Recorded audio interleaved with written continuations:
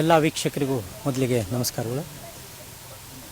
ಇಂದು ಶ್ರೀ ಕ್ಷೇತ್ರ ದಶಮಹಾವಿದ್ಯಾ ಮಹಾಕಾಳಿ ಯಜ್ಞಪೀಠ ರಕ್ತಚೌಡೇಶ್ವರಿ ದೇವಾಲಯದಲ್ಲಿ ಯಜ್ಞ ಮಹೋತ್ಸವ ಅನ್ನೋ ಒಂದು ಕಾರ್ಯಕ್ರಮ ಮಾಡ್ತಾ ಇದ್ದೀವಿ. ಆ ಕಾರ್ಯಕ್ರಮಕ್ಕೆ ಹರಿದ್ವಾರದಿಂದ ನನ್ನ ಗುರುಗಳಾದಂಥ ಬಾಬಾ ಬನ್ಕಂಡಿ ಮಹಾರಾಜ್ ಅವರು ಹಾಗೂ ಚಿಂಕ್ಯಾನಂದಗಿರಿ ಮಹಾರಾಜರವರು ಮತ್ತು ಅವರ ಶಿಷ್ಯ ವೃಂದದವರು ಇವತ್ತು ನಮ್ಮ ಶ್ರೀ ಕ್ಷೇತ್ರಕ್ಕೆ ಆಗಮಿಸಿದ್ದಾರೆ. ಇವತ್ತು ಏನಿದೆ ದಿನಾಂಕ 30/3/2026 ಶ್ರೀ ಕ್ಷೇತ್ರ ಒಂದು ಪುಣ್ಯಕ್ಷೇತ್ರ ಆಗಿದೆ. ಇವತ್ತು ಒಬ್ಬರು ಗುರುಗಳು ಒಂದು ಗುರು ಒಂದು ಕ್ಷೇತ್ರಕ್ಕೆ ಕಾಲಿಟ್ಟರೆ ಆ ಕ್ಷೇತ್ರ ಮಹಾಕ್ಷೇತ್ರ ಆಗುತ್ತೆ ಅಂತ ನಮ್ಮ ಸನಾತನ ಧರ್ಮದಲ್ಲಿ ಎಲ್ಲ ಹೇಳ್ತಾರೆ. ಆಗಿರುವಾಗ ನಮ್ಮ ಕ್ಷೇತ್ರಕ್ಕೆ ನಮ್ಮ ಕರ್ನಾಟಕದಲ್ಲಿ ಏನು ತುಮಕೂರು ಜಿಲ್ಲೆ ಕೊರಟಗೆರೆ ತಾಲೂಕು ಗೊರವನಹಳ್ಳಿ ಮಹಾಲಕ್ಷ್ಮಿ ದೇವಸ್ಥಾನದ ಪಕ್ಕದಲ್ಲಿರ್ತಕ್ಕಂಥ ಕೆಂಗನಪಾಳ್ಯದಲ್ಲಿ ಶ್ರೀ ಕ್ಷೇತ್ರ ಇರೋದ್ರಿಂದ ಈ ಕ್ಷೇತ್ರಕ್ಕೆ ನನ್ನ ಗುರುಗಳೆಲ್ಲ ಆಗಮಿಸಿದ್ದಾರೆ. ಕಾರ್ಯಕ್ರಮದ ವಿವರ ಅಂದರೆ ಇವತ್ತು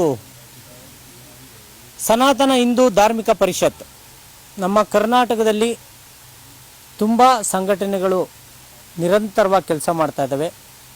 ಎಲ್ಲ ಒಂದು ಉದ್ಯೋಗಸ್ಥರಿಗೆ ಒಂದೊಂದು ವಿಭಾಗಕ್ಕೆ ಒಂದೊಂದು ಸಂಸ್ಥೆ ಕೆಲಸ ಮಾಡ್ತಾ ಇದೆ.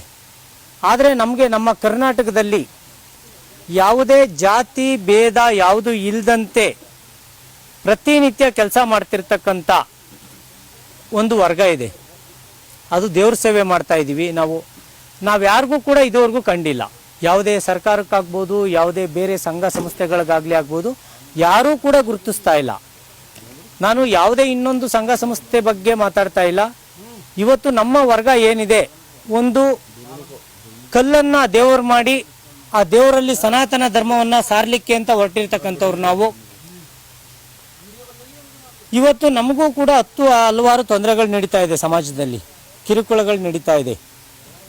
ಸನಾತನ ಧರ್ಮದಲ್ಲಿ ಅಂದರೆ ಬರೀ ಕಾವಿ ಧರಿಸಿದಂಥ ಸ್ವಾಮೀಜಿಗಳು ಮಾತ್ರ ಇಲ್ಲ. ಸನಾತನ ಧರ್ಮವನ್ನು ಉಳಿಸ್ಬೇಕು ಬೆಳೆಸಬೇಕು ಅಂದರೆ ಎಲ್ಲರೂ ಇದ್ರೆ ಸಾಧ್ಯ. ಇವತ್ತು ನಾನು ದೇವತೆ ಪೂಜೆ ಮಾಡ್ತೀನಿ ಅಂದರೆ ಮೊದಲಿಗೆ ಅರಿಶಿನ ಕುಂಕುಮ ಬೇಕು.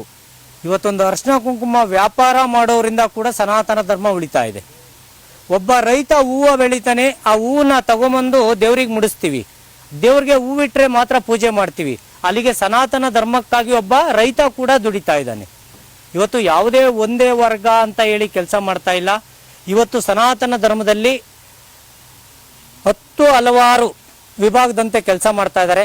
ಅದರಲ್ಲಿ ನಮ್ಮದು ಕೂಡ ಒಂದು. ನಮ್ಮ ಪರಂಪರೆ, ನಮ್ಮ ಏನಿದೆ ಈ ದೇವಿ ಆರಾಧಕರಾಗ್ಬೋದು, ಪಂಡಿತರಾಗ್ಬೋದು, ಪ್ರತಿಯೊಬ್ಬರು ಸೇರಿ ನಾವು ಕೂಡ ಸನಾತನ ಧರ್ಮವನ್ನು ಪಾಲನೆ ಮಾಡ್ತಾ ಇದ್ದೀವಿ, ಉಳಿಸ್ತಾ ಬರ್ತಾ ಇದ್ದೀವಿ.